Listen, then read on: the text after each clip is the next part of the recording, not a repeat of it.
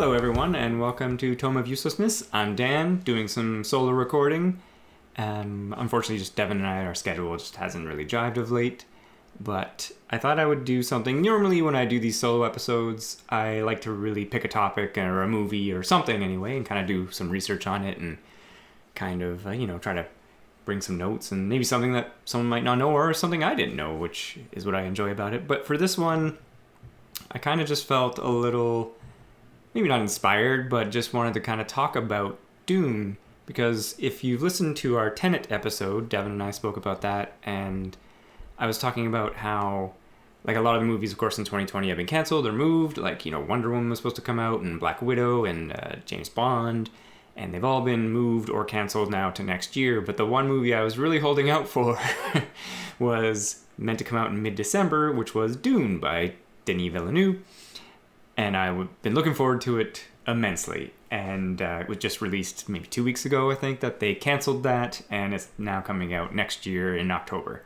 So I was pretty disappointed in that news, just because, like I said, I've been actually really looking forward to this movie, just because I really enjoyed his Arrival, and a lot of his movies are so well crafted. So I was really interested just to see what he would do. Also, the movie is being done in 2 movies, so they could do more with the story and have the room to expand.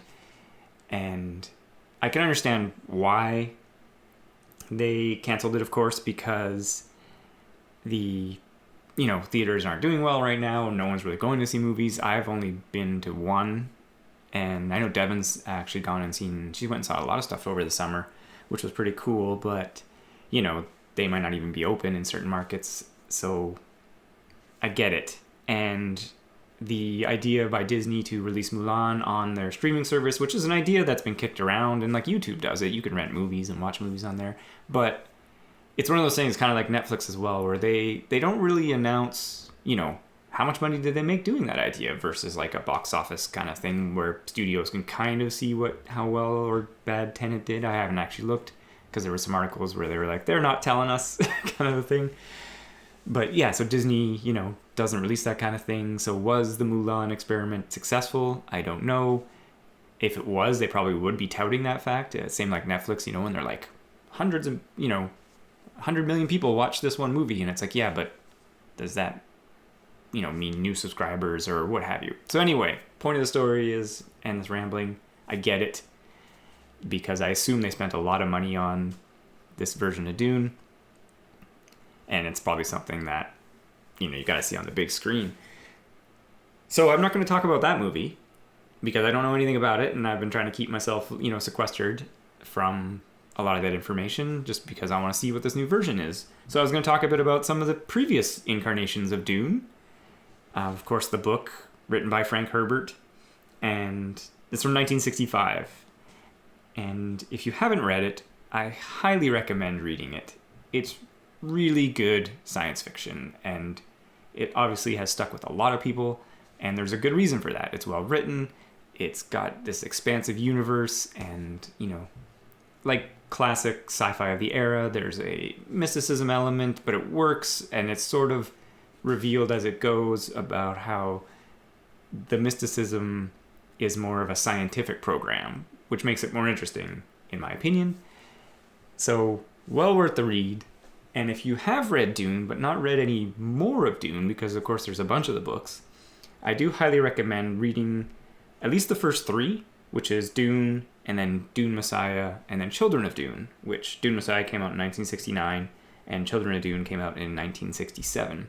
And those 3, it's like a good trilogy, because it follows Paul Atreides and, his rise, and then his children and his crash of power, basically, where the power corrupts and he actively takes a hand in trying to curb it.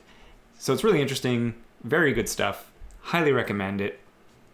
And I recently did a reread of a bunch of the Dune stuff, and I read the first 4, which is, the next one is God Emperor of Dune, and that one jumps about 3,500 years into the future from the end of Children of Dune, and it's about Paul's son, Leto 2. And he's still the emperor. He's the god emperor. He's been around that long for reasons. I don't want to get into too much of detail, but he's still around, and it's about his empire and how he's reigning for so long. And basically it's like, he's doing it for reasons, but people can't see those reasons. And, the universe is just basically stagnating for a reason. But I really enjoyed those 4 books. It's a really good story, and it's pretty cool. And it's, I've mentioned before, like just sci-fi from that era, written sci-fi especially, it's always very interesting what these guys were imagining, or what these authors, were imagining. But then, like I've always mentioned before, they couldn't imagine a cell phone, basically, right? But they're imagining these far-flung futures and universes, and, the spice and how it alters your perception and stuff like that. But, a cell phone, whew, that would blow their minds, kind of a thing. But yeah, so highly recommend those books. I think they're great. I think the first Dune especially is a really great read, and I can understand some people being turned off of it. Like Devin, famously, I don't think she got through a page of the book. She was just like, this is so boring. And I'm like, yeah, well, it's establishing the world and the universe, but you got to be kind of up for that kind of a thing. Especially, I think at this point, it's like I always kind of talk about, like, there's more. So if you want to continue, you can, but you can just read the first one, drop it, and be cool. But yes, highly recommend those books. I've enjoyed them many times, and I think they're very good. Which leads, there was, of course, a movie done in 1984, directed by David Lynch, and it's really, the movie's bad. Kind of thing. Like, there's no way of really getting around it, that the movie overall is bad, but it does have, like, a really good cast, which I guess, because sci-fi was really big after Star Wars, that people were trying to, get in on that game, as it were. So the cast is really good, and, it's well acted for the most part, but what they're doing and saying in many scenes is ludicrous, let's just say.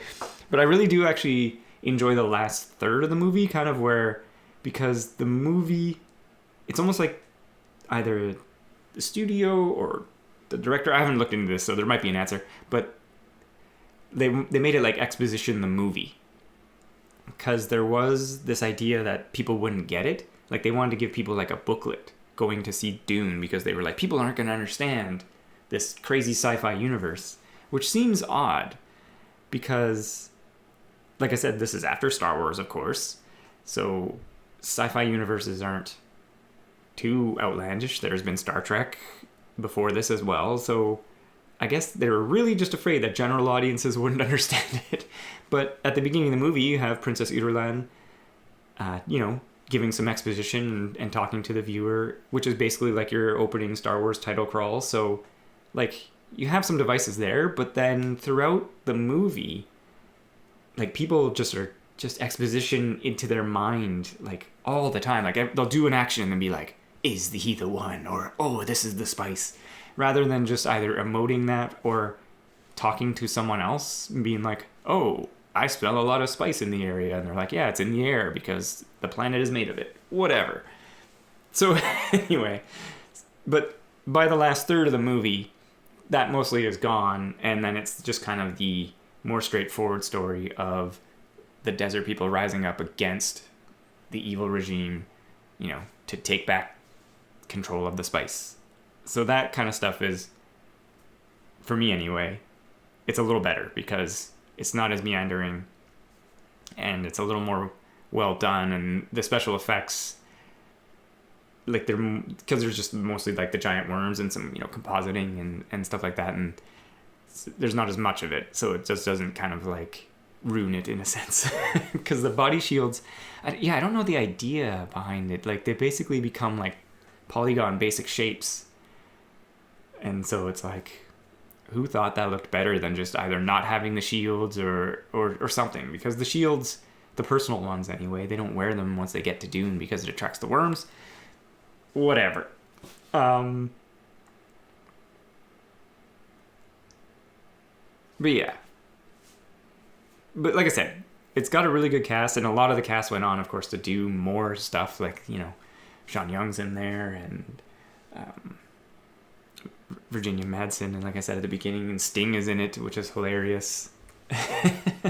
But yeah, like a lot of the look and a lot of the sets and everything, it looks good, but just the movie is bad.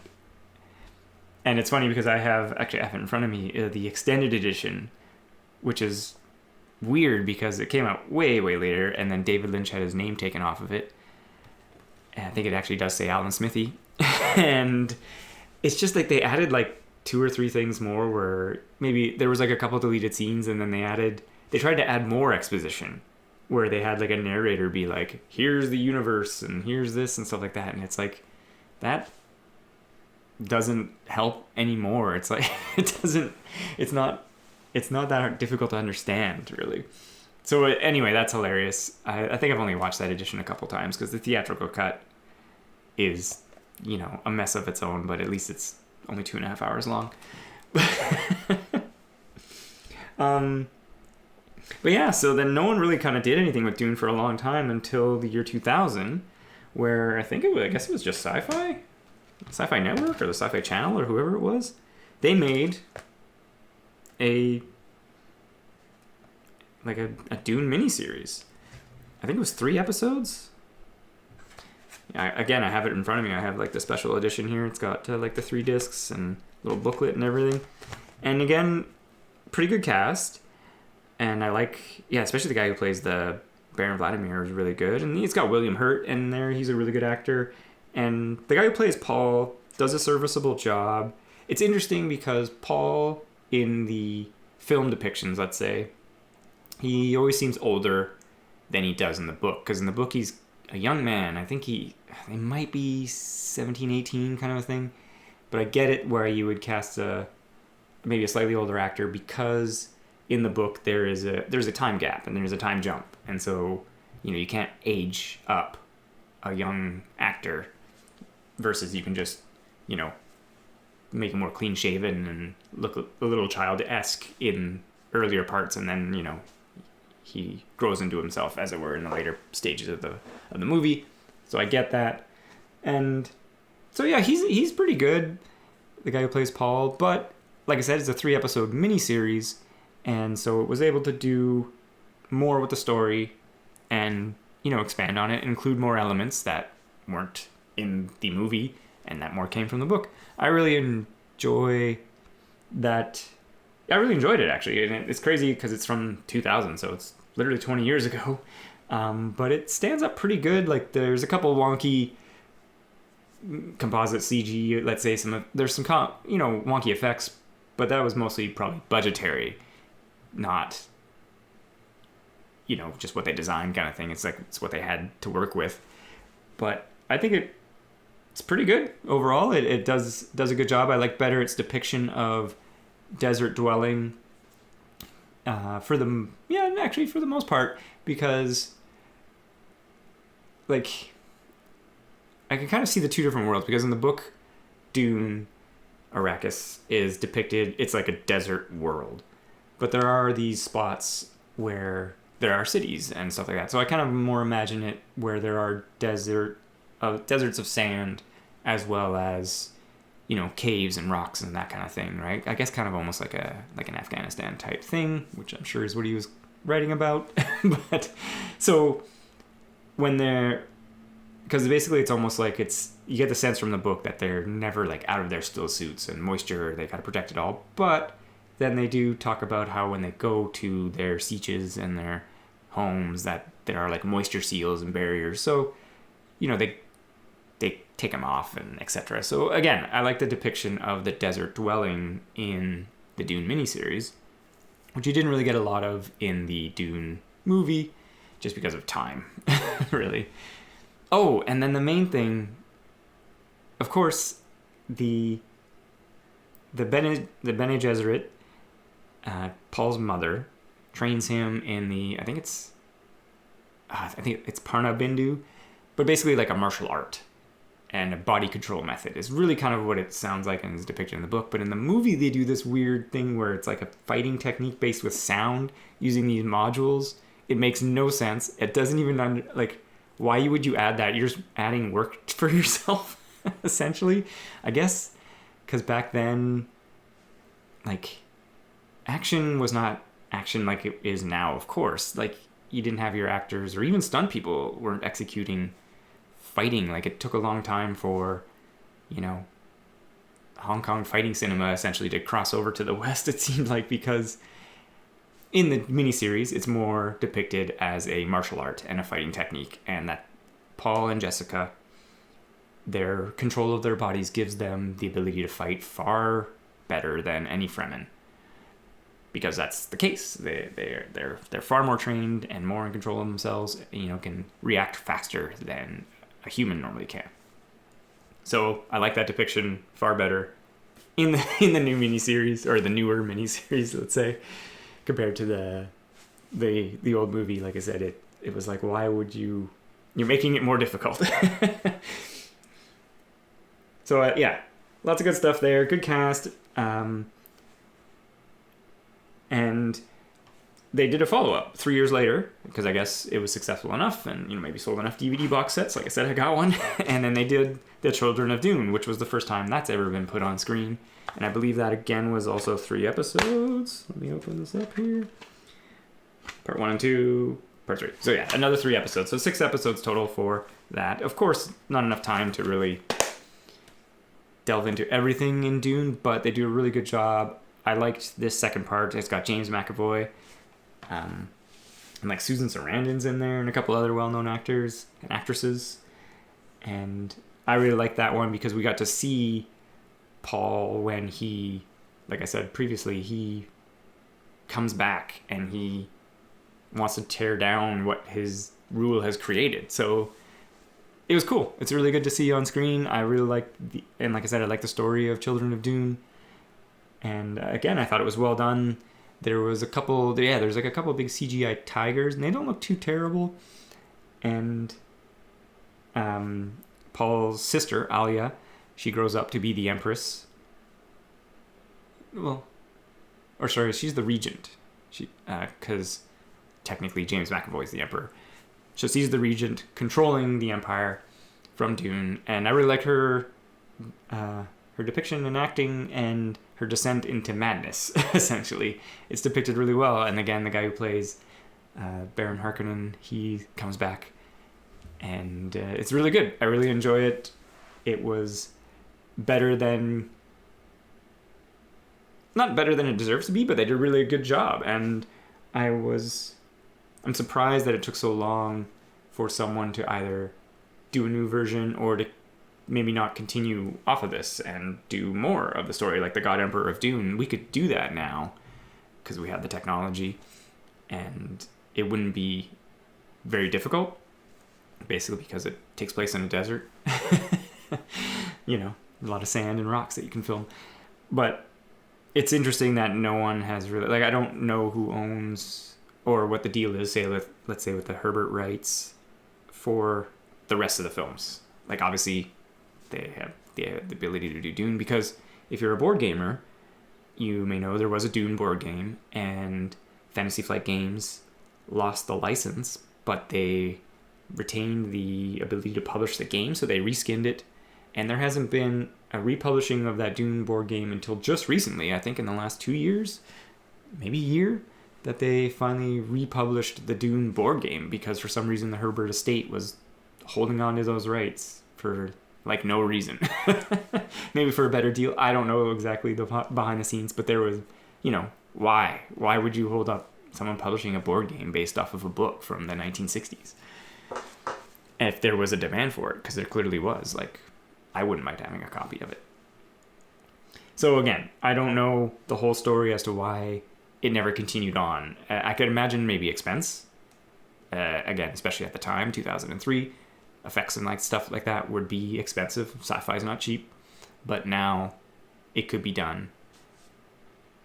And it could be done cheaper-ish, let's say, but still look good and still be well acted and well casted and stuff like that. I mean, Amazon, Netflix, and stuff like that to, they're creating these shows, and Dune wouldn't be a bad choice, essentially. There's a lot going on there. And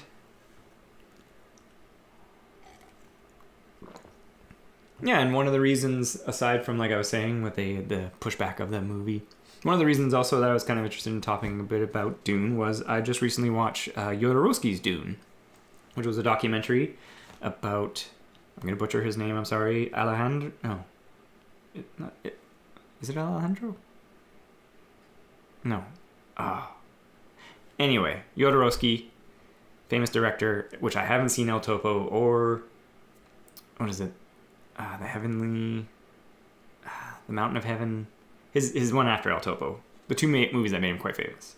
And I haven't seen them, but I have heard his name, of course. And this documentary is interviewing him and the producers that he was working with at the time about his Dune. And it's really quite interesting because in the beginning, especially, he's talking about, film and all these lofty goals and ideas and art, and which is great. He's very passionate about his stuff. But I was also thinking the whole time, I was like, yeah, but you gotta put that on screen, right? Like, you can storyboard or imagine whatever you want. And that's why books are so hard to adapt, of course, because a writer can just write.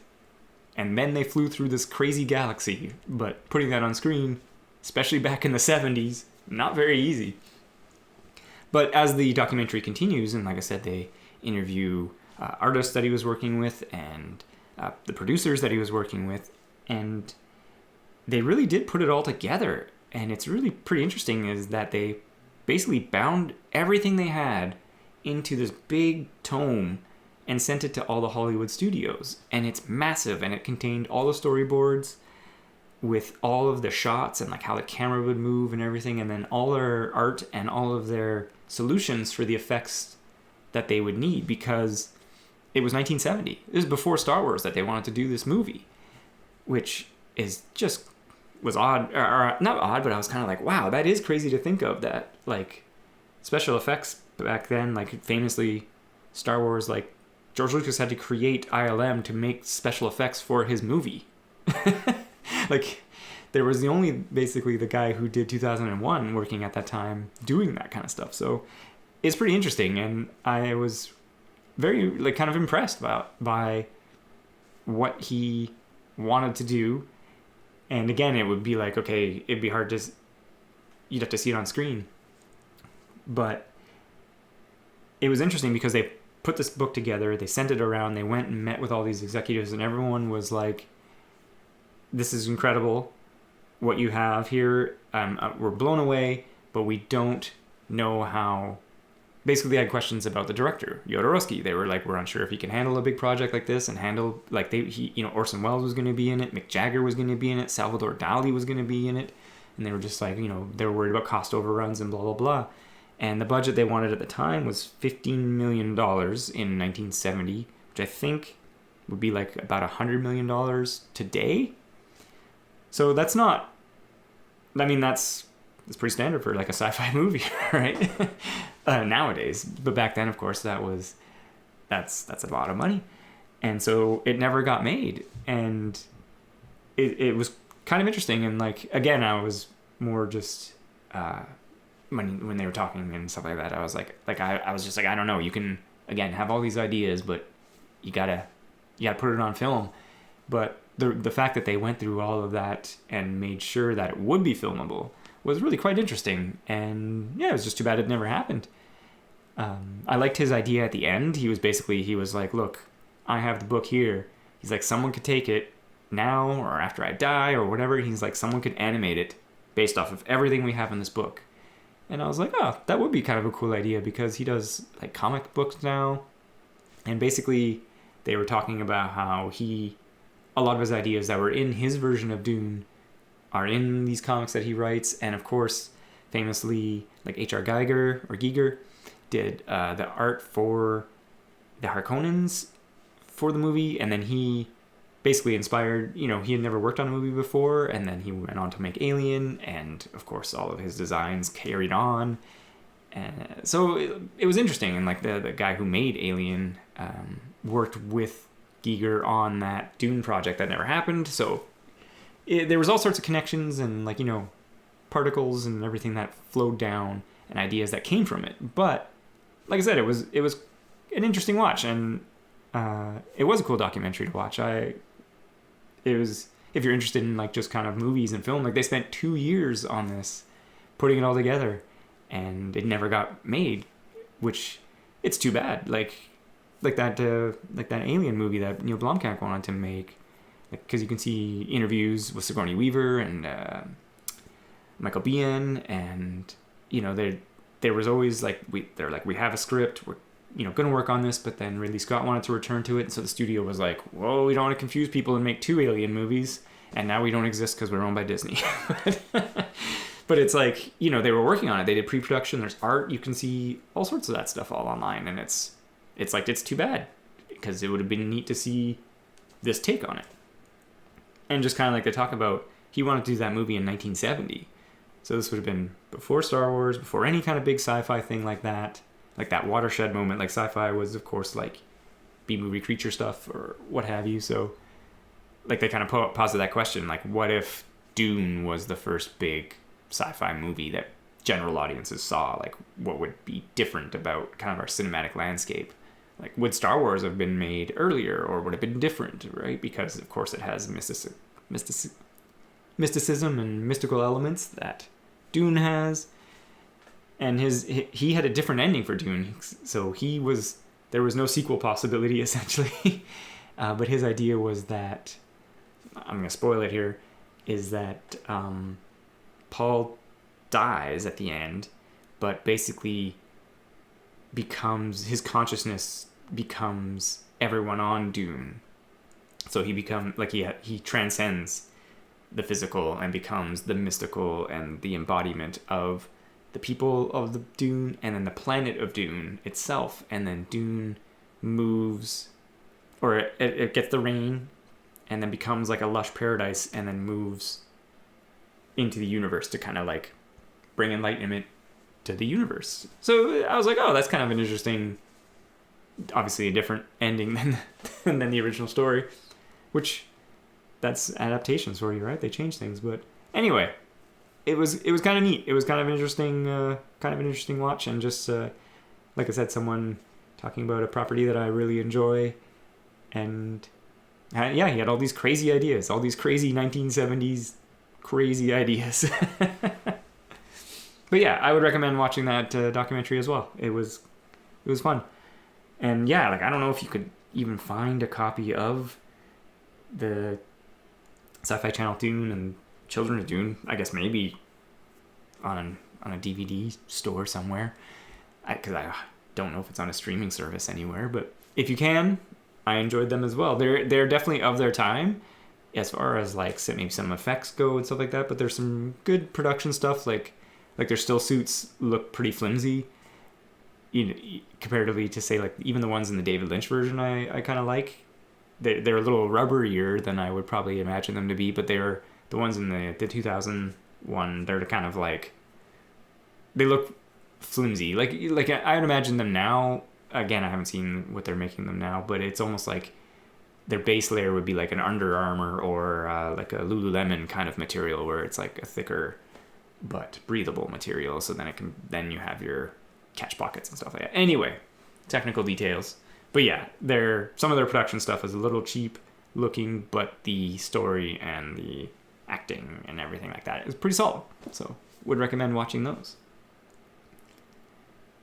Well, I think that's all I'll say here. I think I've kind of meandered a lot. Like I said, normally I try to like focus on one thing, but I just kind of want to talk a bit of Dune because I enjoy it.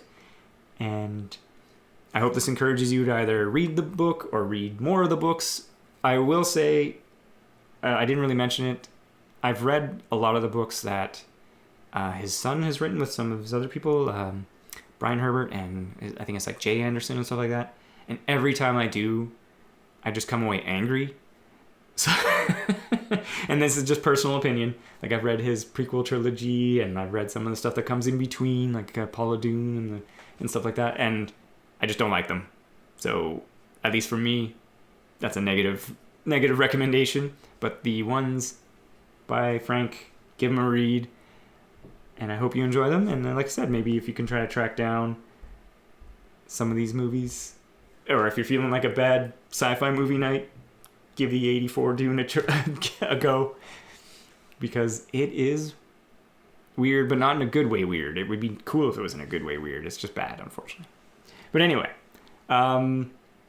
if you want to check out more, of course, we have more podcasts where it's Devin and I, or I have some more solo stuff as well on there. We're on many podcast platforms like iTunes and Spotify and etc. I try to sign us up for more and keep us out there. Again, and thanks you for checking us out. We've had a recent increase in downloads, and I hope people are enjoying the show. Devin and I enjoy doing it, and I hope you continue to listen. And if you want to contact us, we got our email, tomeofuselessness@gmail.com. We have our website, tomeofuselessness.com, where it has links and stuff like that on there. And yeah, thank you so much for listening, and have a great day.